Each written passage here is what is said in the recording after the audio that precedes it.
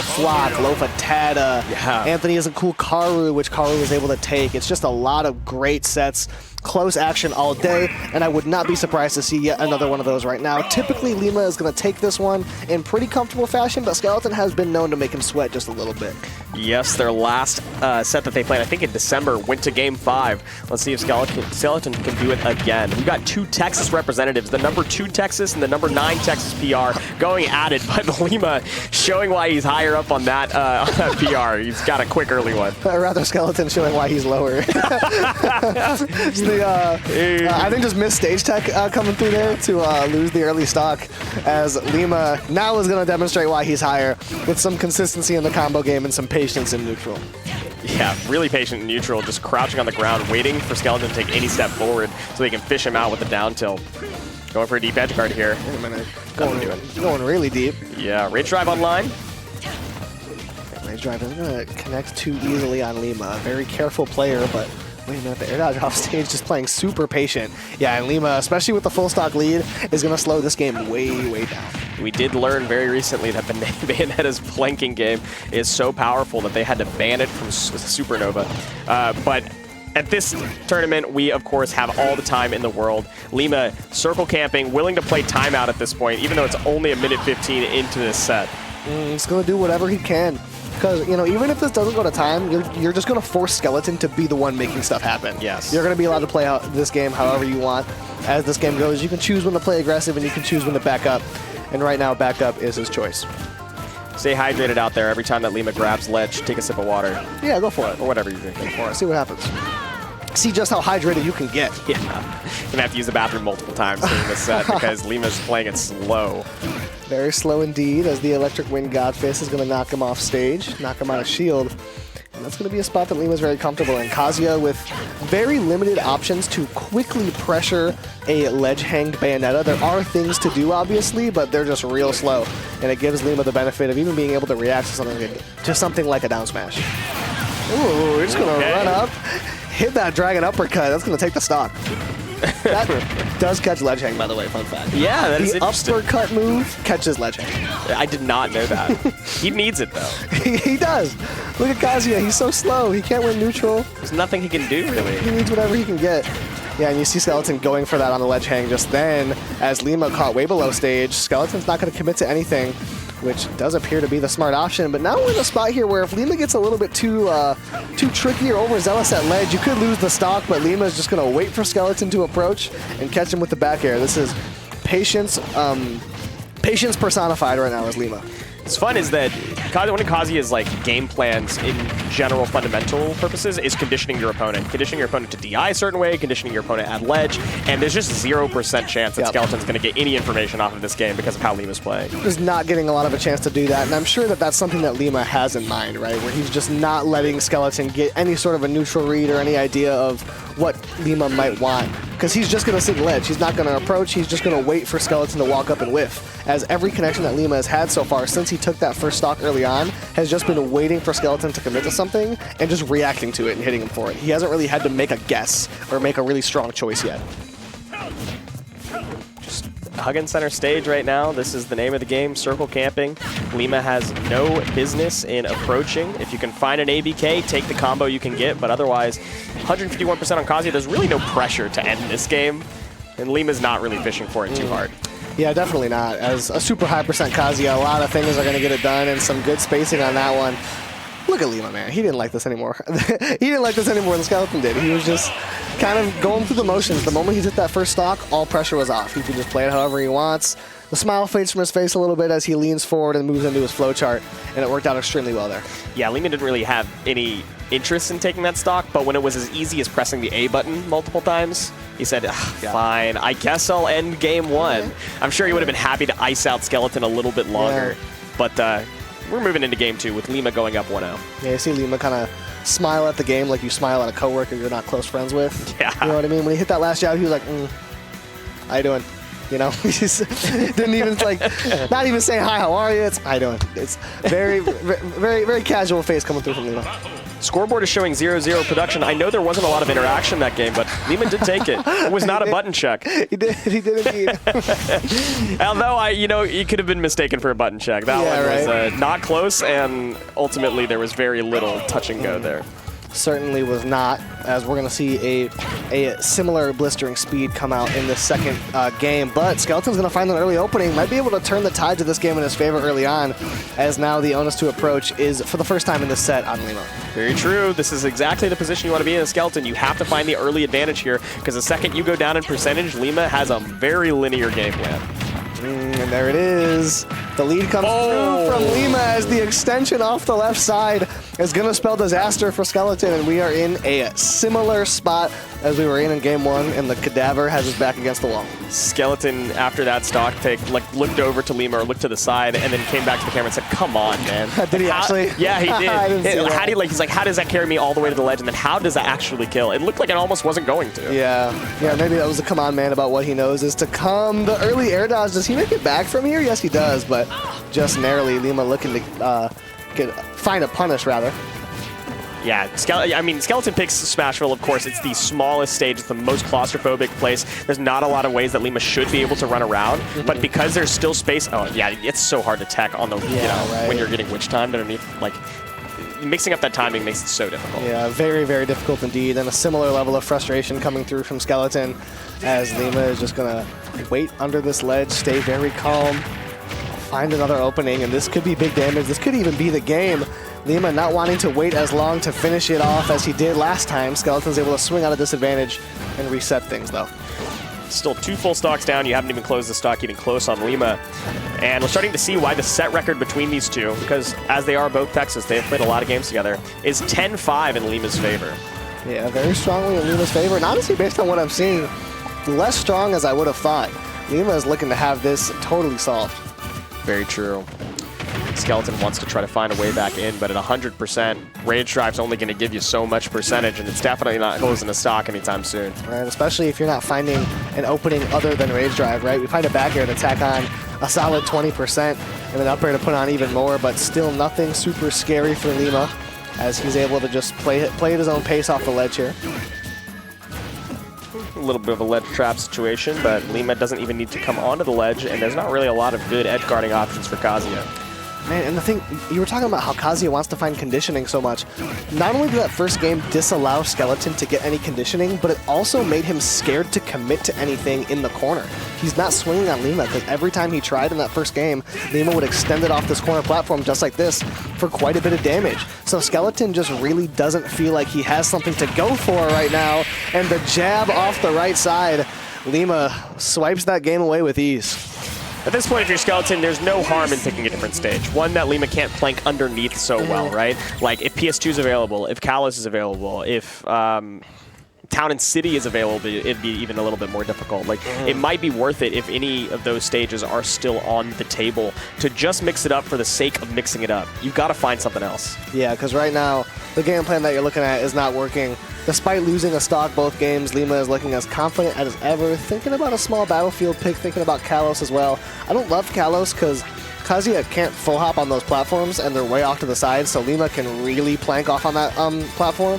So it would kind of force Skeleton to find a new way to approach. But maybe he's just looking forward to approaching someone above him instead of below him. But we are going to see the small battlefield pick coming through. Getting these 2 platforms, of course, Kazuya has combo extensions that you can get on those, but I don't think I've seen Skeleton hit a single combo yet this set. Not that he's had the opportunity to even try. Yeah, I think he had one potential for an extension on Smashville, and he did not really get the most out of it. So he's really going to be looking for whatever he can find and almost see if he can warm his hands up enough to find an opening should he get one. Should he get one is crazy, but it's true, unfortunately. That's how this set is going. despite having a winning record against every Kazuya, as you can imagine. Like, Lima's played T and is like 4-1 against T, has beaten Real's Kazuya so bad that he only goes Terry in the matchup now, and like a lot more Kazuyas. He's won basically against every Kazuya. Still thinks it's an even matchup, and this doesn't look like that at all. It really does not. It really does not. But, you know, this could just be an example of someone just knowing it.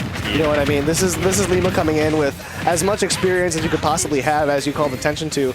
And, you know, this isn't to say that Skeleton hasn't done well, you know what I mean? He's been able to take 33% of the sets that they've played against each other, a better ratio than a lot of those other top Kazuyas that we're talking about. And more impressively, in the last 5 sets, has won 2 of the 5. Like, right, it's been 3-2 for the last 5 sets. And the last set they played was 3 games to 2 games in Lima's favor. So what was the magic captured there that it clearly isn't right now as Skeleton gets 0 to death? Right. I almost wonder if it's just a bigger stage and now Lima's deciding to play the way he should have played.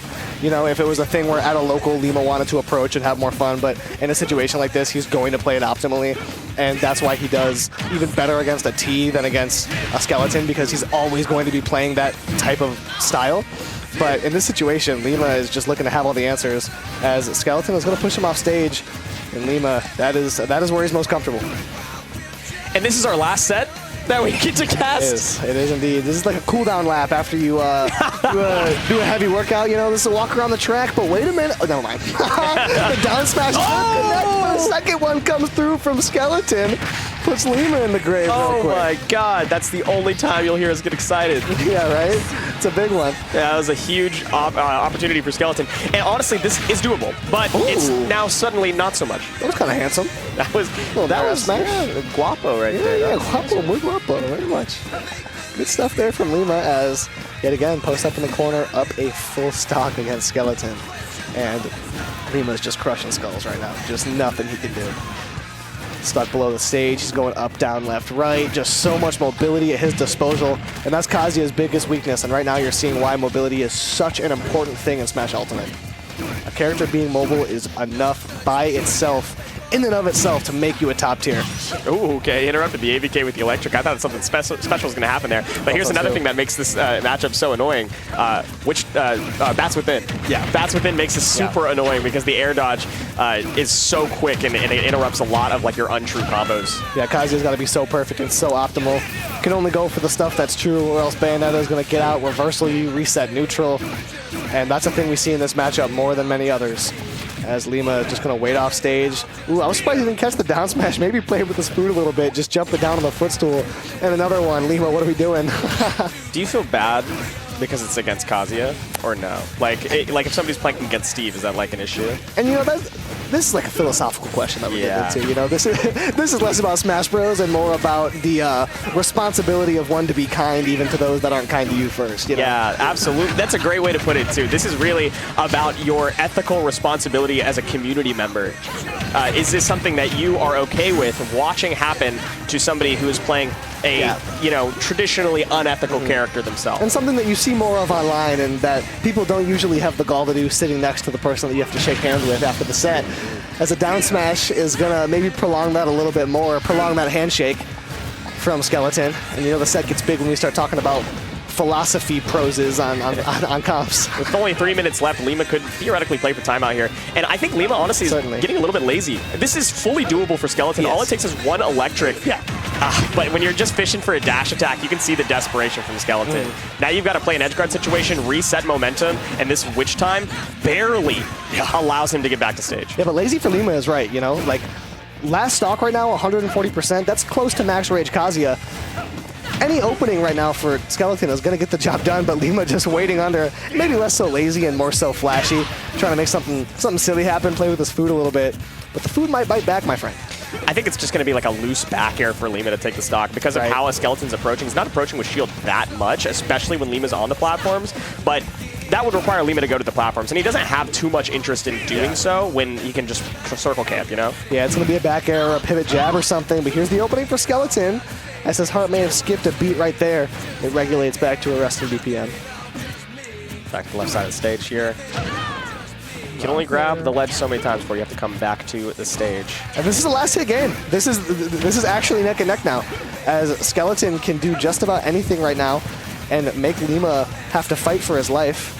He's not going to be put in that situation under the stage like that. He's playing super patient. Skeleton just walking around in the center, waiting for Lima to slip, waiting for this movement pattern to have some sort of a break, some sort of a falter. And there's one right there. Skeleton walks up, catches an aerial. Neutral beam going to connect, as anything on the ledge hang could be dangerous here for Skeleton, or for Lima rather. Yeah, he did not go for the regrab, intelligently so, knowing how many times that down smash has taken the stock. Now it's a dangerous situation, but there's not really kill confirms that you can get on Kazuya at this point. You have to look for a loose up tilt or a back air. And right there, he fishes for it in the same way that he won game 1. Yeah, something I'm seeing Skeleton going for is that dragon uppercut at ledge that he was able to hit earlier on. He's going for that right now to end this game. He could take one right now, but you could also just lose it off the top as Lima puts on even more damage, climbing further and further as Skeleton. Running from side of the stage to the other. Not even crouch dashing anymore. Don't even bother with the inputs. Lima doesn't deserve your respect from crouch dash inputs when you can just run across the stage. 47 seconds left. We were talking about Lima potentially playing for timeout. It does seem like it's going that way. He's done just that, and all it's going to take is one slip up. Oh! And Skeleton's able to take a game. He brings us to a game 4. This dude is smiling still, though. Lima lost the game and is still smirking, knowing that timeout was possible. What a guy! Oh my god. It's lovely. I never thought I would be so excited to see Kazuya win. Oh, man. Lima is just, you know, he lost the game, and he's almost smiling as if, like, man, that's a lot. That's a lot to say. I was going to say the smile looked akin to when you, like, let your kid win a race and you're like, oh, you got me.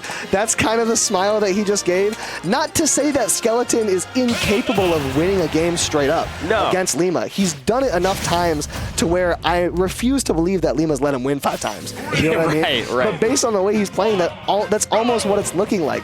But Lima is a player that's prone to that mental exhaustion. Even when he's fully capable of beating you, he just doesn't wanna, he doesn't feel like it, he gets annoyed, and then he can be prone to losing a set, especially against a character in the nature of Kazuya. But Skeleton still had to find kind of a loose back air to win that last game. Still not a combo, still not playing the Kazuya game plan, and Lima is making Kalos look like a good pick for himself, even though theoretically Skeleton should be able to get a lot more capitalization on the stage. Yeah, and I do like the stage for Lima, and this is why, right? We're seeing a wall cling, we're seeing we're going to see a lot of comfort on this platform for Lima, as Skeleton doesn't have a lot of great options to challenge Bayonetta on platform. She also has more options to mix up her edge guarding. She has more vertical variance whenever Skeleton's off stage. So there's just a lot of movement at Lima's disposal that's just going to take up even more time. We saw it tick lower and lower in game 3. We're going to see the same thing in game 4 here. Still, when Lima comes back to the stage, Skeleton does have opportunities. And really the question is, how long will Lima be on the stage for? And will Lima ever be on the stage and not in the air? Because that's, of course, where Kazuya thrives the most. I'd be genuinely interested to see the stat for how long Lima spends standing in this set and like actually grounded. Because I would guess that it's, or in this game rather, because I would guess that it's going to wind up being less than a minute. That was a fun extension, huh? That was kind of hot. That was kind of hot. I'm not gonna lie. Give it to Lima now. I mean, that was sick. Yeah, I like that. Getting the witch time to slow down the confirm off of the aerial to confirm in the guns to take the stock. You know what? You can have it. Lima getting a little bit creative, showing us some artistry in what's been a bit of a desolate set. Lima has been playing Bayonetta for a long time, right? It just looks so silly, I'm sorry. The cling just below the ledge and you're just out of reach. Kazuya can't get down there. Yeah, and Lima stuck with this character through thick and thin, through the Steves, through the Kazuyas, and there's, I believe, a quote I want to say from like a New Zealand labor movement back in the 20s that I think applies here super well, and it's if blood be the price of your cursed wealth, good God, we have bought it fair. Boom. And bought it fair Lima has, yes. Right? Struggling, striving still through all of these like theoretically horrible matchups or horrible like characters to play against, ending it in style. Lima gets the down air, not taking it to the blast zone, but making it unrecoverable for Skeleton. Got it fairly indeed, and once he was there, he did with his wealth whatever he wanted. You know what I mean? He bought housing developments and leveled them. He made land and destroyed it. Lima played that set however he wanted, and that was really at his whim. Despite dropping the game after, you know, maybe getting a little bit lackadaisical, lazy, as you said, Lima was able to take that in dominant, just, I wanted to say depressing fashion. I don't think it was depressing, but it was restricting. It was suffocating. He had a chokehold on that game, suffocating for sure. Absolutely. We saw the back air for Skeleton take that one game, but ultimately Lima closes it out fairly easily, as well as it started, making Callus look like a great stage pick for Bayonetta, and ultimately